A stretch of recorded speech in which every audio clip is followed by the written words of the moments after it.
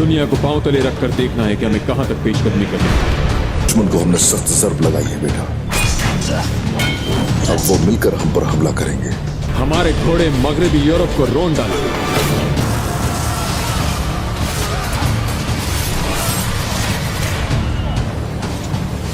मैं उस्मान साहब का लाइक बेटा बनना चाहता हूं बस। उस्मान साहब के काबिल होने की जरूरत नहीं। यूरोप के जालिम हुक्मरान हमारी तलवारों का रिस्क बने।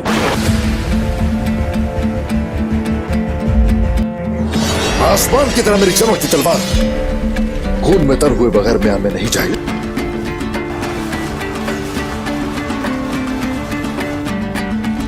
आपने कुस्तुनतुनिया को बचाकर दुश्मनी मोल ले ली उस्मान साहब।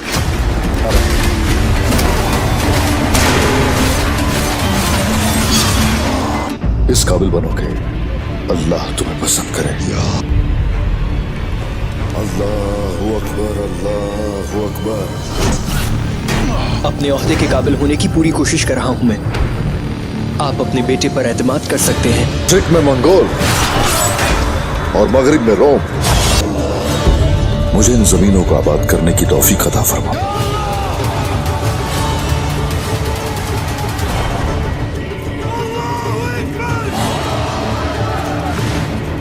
Bin Osmanlı Sultani altını vereyim. वो बस शहंशाह का तख्ता उलटना चाहते थे। वो शहंशाह को हमारे खिलाफ करना चाहते हैं।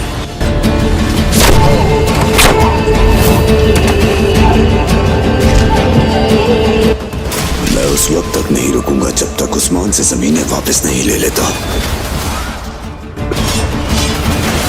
और हमारे लिए जाल बिछाना चाहते हैं।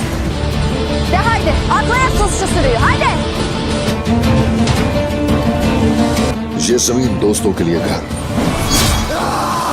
और दुश्मनों के लिए उनकी कब्र बना दूंगा।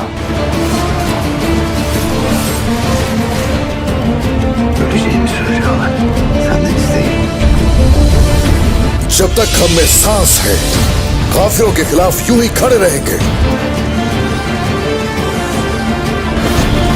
इस्लाम का पाक झंडा पूरी दुनिया में शान से लहराया जा सके।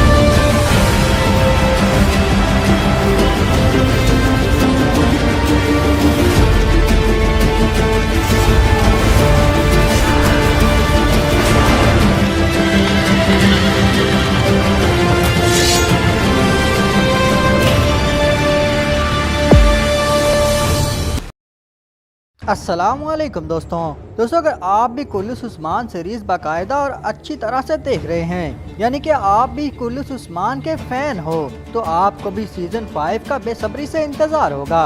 दोस्तों आपको जैसे कि मालूम है कि सीज़न 4 का इख्तिताम हो चुका है और आप भी यकीनन सीज़न 5 का इंतज़ार कर रहे होंगे। तो दोस्तों आज की इस वीडियो में हम सीज़न 5 के मुतालिक हर एक बात आपको बताएंगे, तो हमारे साथ जुड़े रहिएगा और हमारे चैनल को लाइक, शेयर और सब्सक्राइब जरूर कर दीजिएगा। दोस्तों आने वाला सीज़न 5 कहानी को पूरी तरह उल्टा कर रख देगा। बिल्कुल दोस्तों, इसमें कोई भी शक नहीं है कि कुल्लुस उस्मान सीज़न 5 में एक नया दौर हमारा इंतजार कर रहा है। लेकिन शायकीन की सबसे ज्यादा दिलचस्पी इस बात में है कि सीजन 5 में कौन कौन से नए किरदार सामने आएंगे। दोस्तों हर ही सीजन कुछ नई कहानियां लेकर आता है, इसलिए सबसे पहले बात करते हैं मालून खातून की। दोस्तों बहुत अफवाहें फैल रही हैं कि मालून खातून सीजन 5 में नहीं नजर आएंगी। तो दोस्तों आपको हकीकत क्या है इसके बारे में बताते हैं। दोस्तों वैसे तो ये बात कंफर्म हो चुकी है कि मालून खातून ने सीजन 5 छोड़ने का फैसला कर लिया है, लेकिन दोस्तों मालून खातून को वापस भी लाया जा सकता है। यकीनन ये बात सुनकर मालून खातून के फैंस बहुत ही उदास हुए होंगे। पहले भी ऐसा एक दफा हो चुका है। सीजन 3 के शुरू होने से पहले ये खबरें सोशल मीडिया पर गर्दिश कर रही थी कि अदब अली का किरदार अदा करने वाले अदाकार सीजन 3 में हमें नहीं नजर आएंगे, लेकिन शेख अदब अली को राजी कर लिया गया और उन्हें वापस लाया गया। तो दोस्तों आपको बताते चले कि यकीनन कुल्लुस उस्मान सीरीज के प्रोड्यूसर बुज़दाक साहब मालून खातून को जरूर मना लेंगे। और दोस्तों ये खबर आ चुकी है कि मालून खातून कहीं नहीं गई और मालून खातून आपको सीजन 5 में भी जरूर नजर आएंगी। दोस्तों ये खबर ऑफिशियल तो नहीं है, लेकिन हमारे सराय के मुताबिक आपको मालून खातून जरूर सीजन 5 में नजर आएंगी। दोस्तों आगे बात करते हैं कि सीजन 5 की पहली एपिसोड कब रिलीज होगी। यकीनन बहुत से हमारे दोस्त ऐसे हैं जो ये जानना चाहते हैं कि सीजन 5 कब से स्टार्ट होगा और कब से उर्दू डब में उन्हें मिलेगा। तो दोस्तों ये भी एक खुशी की खबर मैं आपको सुनाता चलूं कि खबर आ चुकी है कि कौन से महीने में सीजन 5 का पहला वॉल्यूम या फिर पहली एपिसोड रिलीज कर दी जाएगी और कुल्लूस उस्मान की शूटिंग कब से स्टार्ट होगी। और इसके साथ साथ ये भी हमें बता दिया गया है कि सीजन 5 में उरहान की जगह कौन सा नया किरदार उरहान गाजी का किरदार अदा करेगा। दोस्तों उरहान की अगर बात करें तो उरहान के किरदार के लिए एक तुर्किश अदाकार का नाम सामने आया है, लेकिन दोस्तों मैं आपको ये पहले बताता चलूं कि यह खबर ऑफिशियल खबर नहीं है, ये तो सिर्फ अरब मीडिया वाले बता रहे हैं। लेकिन जिस अदाकार का नाम सामने आया है उसका नाम रेडमिन है। ऐसी खबर हमें मसूल हो रही है कि इस अदाकार को उरहान के किरदार के लिए लिया जा सकता है। दोस्तों ये अदाकार तुर्की के किसी फेमस अदाकारों में से बिल्कुल नहीं है, अलबत्ता इसके बारे में हमें सोशल मीडिया पर खबरें मिल रही हैं। हमारे तक अगर ये खबर पहुंच चुकी है तो इसका मतलब यही है कि बुज़दाक साहब ने इस अदाकार से राब्ता किया होगा। लेकिन अगर ऐसा नहीं होता कि ये अदाकार अगर उरहान का किरदार अदा नहीं करता, कि हो सकता है कि ये किसी और का किरदार अदा करे, लेकिन आपको ये एक्टर सीजन 5 में जरूर देखने को मिलेंगे। इसके अलावा और भी बहुत से नए किरदार हैं जो हमें सीजन 5 में देखने को मिलेंगे, शायद ये उनमें से ही किसी का किरदार अदा करे। तो दोस्तों अगर बात करें छोटे बच्चे अहमद अलब की, तो अहमद अलब हमें सीजन 5 में जरूर देखने को मिलेगा। इस बात के हमें बहुत ज्यादा चांसेस नजर आ रहे हैं। पिछले कुछ सीजन में बुज़दाक साहब ने बहुत सारी गलतियां की हैं, यकीनन बुज़दाक साहब अपनी गलतियों को दोहराएंगे और सीजन 5 में कुछ नया लेकर आएंगे। तो दोस्तों अगर बात करें कि सीजन 5 की पहली एपिसोड कब आएगी, तो दोस्तों इसके बारे में खबर मिल चुकी है। दोस्तों आपको बताते चले कि अक्टूबर के महीने में कुल्लूस उस्मान सीरीज की शूटिंग शुरू हो जाएगी और अक्टूबर के लास्ट में या फिर नवंबर के शुरू में हमें पहला वॉल्यूम देखने को मिलेगा। और उसके बाद अगर आपने उर्दू डब में देखना है तो उसके 2 हफ्ते या 1 हफ्ते के बाद, यानी कि जब दूसरा वॉल्यूम आएगा उस वक्त आपको यकीनन उर्दू डब पे मिल जाएगा और आप इसको दोबारा से सीजन 5 को जियो पर देख सकते हैं। दोस्तों ये अरब मीडिया का कहना है और अरब मीडिया की पेशन गोइयाँ कुल्लूस उस्मान सीरीज के लिए 90% करेक्ट होती हैं। तो दोस्तों आज की इस वीडियो के लिए बस इतना ही। अगर आपको हमारी ये वीडियो अच्छी लगी है और सीजन 5 की अपडेट्स को जानने के लिए हमारे चैनल को लाइक शेयर और सब्सक्राइब जरूर करिएगा और बेल आइकन को भी जरूर दबा दीजिएगा ताकि आने वाली कुल्लूस उस्मान सीजन 5 की तमाम अपडेट्स आप तक पहुंच सकें। आपको मिलते रहेंगे कुल्लूस उस्मान सीजन 5 की अपडेट्स के साथ। तब तक के लिए अल्लाह हाफिज। आना हो जाते हैं। उसके बाद हम सगोद में देखते हैं जहाँ पर दावत की तैयारी जारी थी। सब खवातीन अपने अपने कामों में मसरूफ थीं और दावत का इंतज़ाम कर रही थीं।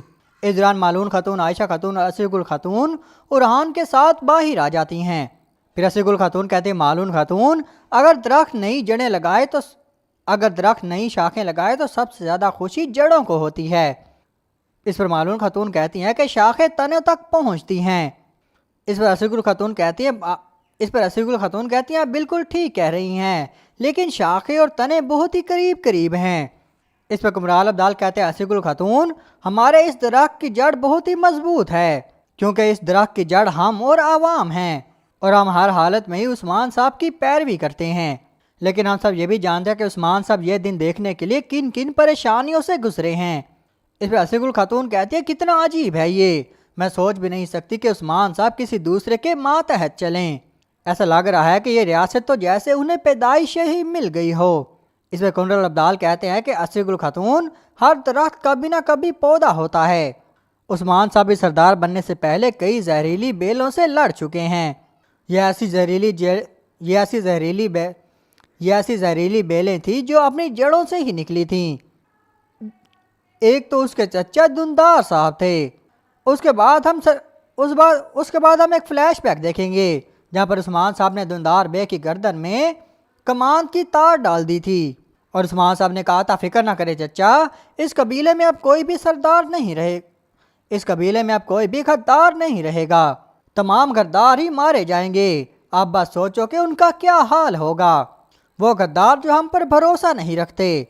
उसके बाद हम वापस देखते हैं जहाँ पर कुमराल अब्दाल बताते हैं कि सरदार ऐसी जहरीली बेलों को काट देते हैं ताकि हमारा दरख्त बढ़ सके। उसके बाद हम फिर फ्लैशबैक देखेंगे, वो हमें सीन दिखाया जाता है जहाँ पर उस्मान साहब ने दुंदार बे को तीर मारा था और اور عثمان صاحب نے اس غداری کے بدلے میں دندار بے کو سزائے موت دے دی۔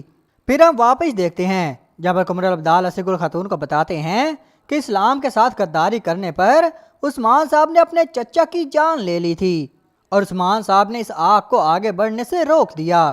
اس پر عاشق الخاتون کہتے ہیں کہ عثمان صاحب جن جن تکلیفوں سے گزرے ہیں کس کو خبر کہ ان پر کیا گزر رہی ہوگی۔ عثمان صاحب کے انہی فیصلوں کی وجہ سے رومی اور عیسائی لوگ ان کی اطاعت کرنے لگے ہیں۔ پھر حکمر الابدال بتاتے ہیں کہ عثمان صاحب نے بہت سی فتوحات حاصل کیں اور بہت سارے تکفوروں اور کمانداروں کو شکست بھی دی اور بہت سے کافروں کی زمینوں کو اپنا بنا لیا، لیکن عثمان صاحب نے ان زمینوں پر کبھی بھی کسی بے گناہ کو تکلیف نہیں دی۔ عثمان صاحب نے سنت کی پیروی کی۔ پھر حکمر الابدال بتاتے ہیں کہ ہمارے نبی پاک صلی اللہ علیہ وسلم نے جب ایک یہودی کے جنازے کو دیکھا تو وہ اٹھ کھڑے ہوئے اور احترام کا اظہار کیا۔ وہ یہ جانتے تھے کہ ایک دوسرے کے ساتھ رہنا صرف ایک دوسرے کے ساتھ منصفانہ سلوک کرنے سے ہی ممکن ہے۔ یہ بات عثمان صاحب کو بھی معلوم ہے۔ جس طرح وہ مساجد کے اندر لوگوں کا خیال رکھتے ہیں، لوگوں کے مسائل کا خیال رکھتے ہیں، وہ گرجا گھروں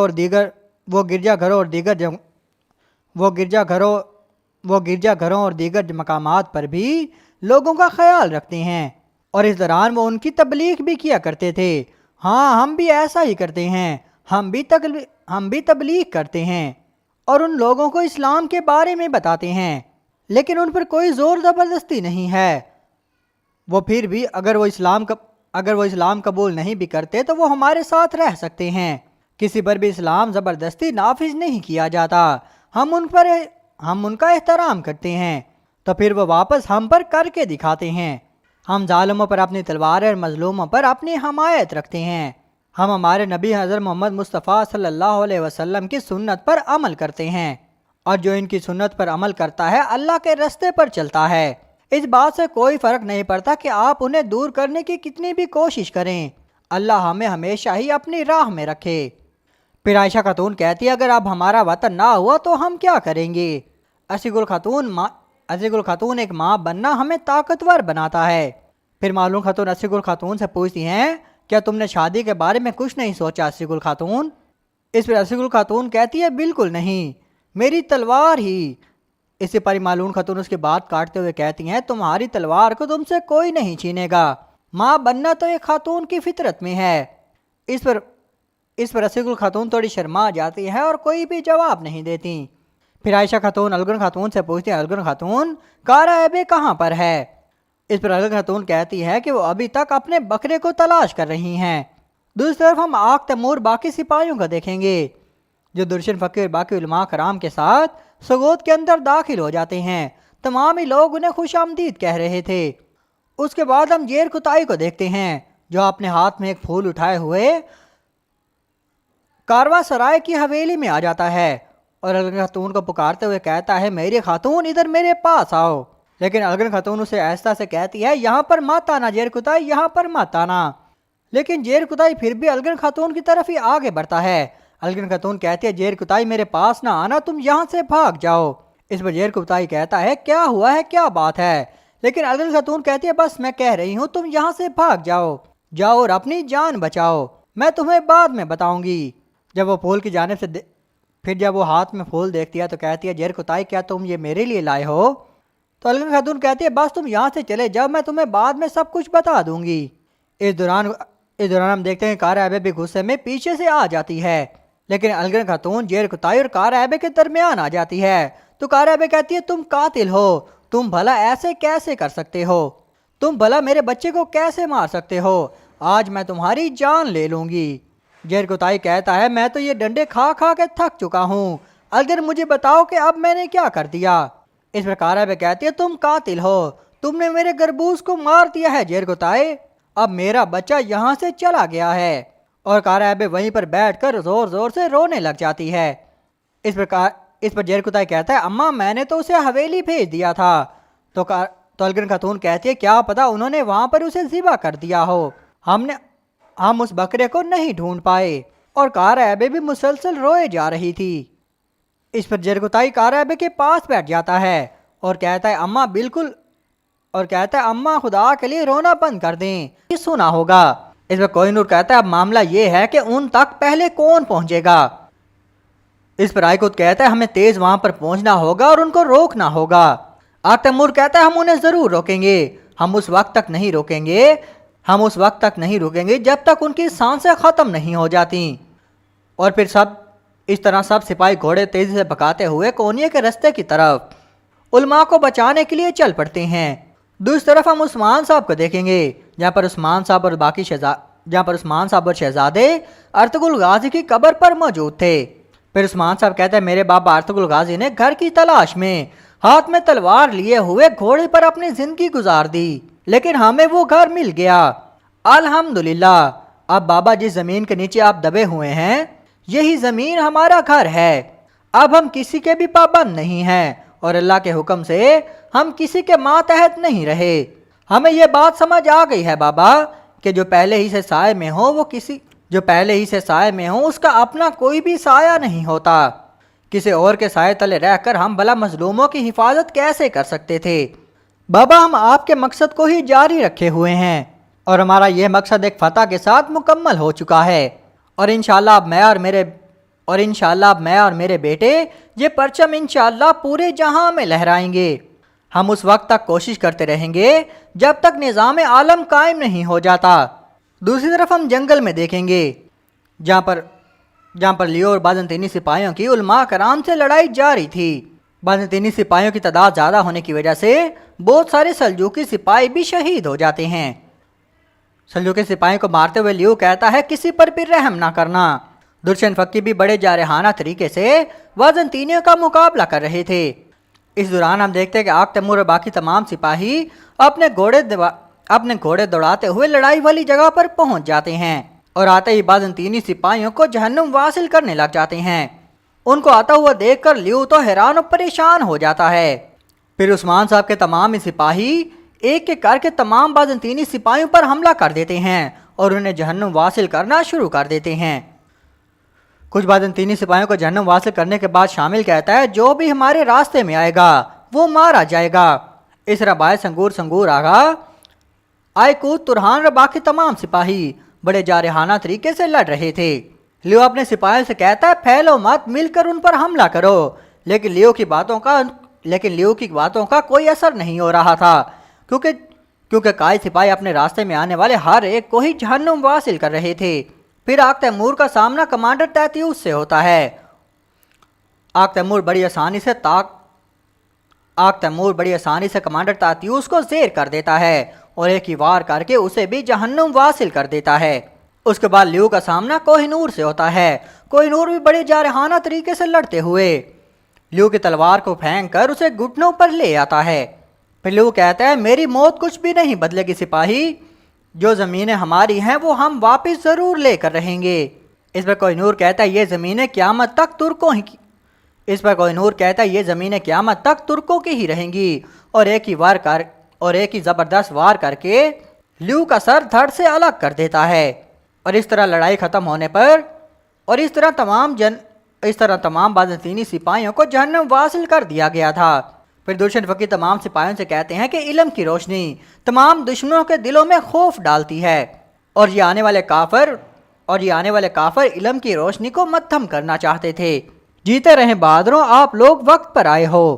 پھر آگ تیمور کہتا ہے سپاہیوں نئے نظام کی بنیاد سوگوت میں ہوگی. چلو اپنے شہیدوں کو دفن کرتے ہیں اور پھر سوگوت کی طرف جاتے ہیں. اس پر کوہینور کہتا ہے ہم صرف علماء کرام کے ساتھ سوگوت نہیں جائیں گے بھائی ہمارے ساتھ علماء ہمارے پاس کافروں کے سر بھی ہیں. دوسری طرف ہم بالا خاتون کو دیکھیں گے جو ایک پیڑ کے نیچے ایک سنسان جگہ پر بیٹھی ہوئی تھی. پھر بالا خاتون اپنے گھوڑے سے کہتے تم نے دیکھا لاچا عثمان نے ہمیں یہاں پر بلایا اور خود عثمان صاحب دیر کر رہے ہیں اور ہمیں انتظار کروا رہے ہیں. اس دوران ہم دیکھتے ہیں کہ عثمان صاحب اپنا گھوڑا بھگاتے ہوئے وہاں پر پہنچ جاتے ہیں. بالا خاتون کہتی ہے ہاں اور کیا ہو سکتا ہے عثمان صاحب کا تو گھوڑا ہی بہت سست ہے. بالا خاتون پوچھتے ہیں عثمان صاحب آپ کہاں پر تھے. عثمان صاحب کہتے ہیں میں اپنے بیٹوں کے ساتھ تھا اور اپنے اجداد کو خوشخبری سنا رہا تھا. بالا میں تمہیں بھی لے جانے والا تھا لیکن تم حلیمہ کو سلا رہی تھی. پھر بالا خاتون کہتے ہیں ٹھیک ہے عثمان صاحب اب مجھے یہ بتائیں کہ آپ نے مجھے یہاں پر بلایا اور اتنا انتظار کروایا اور مجھے امید ہے کہ آپ نے جس وجہ سے مجھے یہاں پر بلایا ہے وہ انتظار کرنے کے قابل ہوگی۔ اس پر عثمان صاحب کہتے ہیں ایسا کچھ نہیں ہے بالا خاتون، میں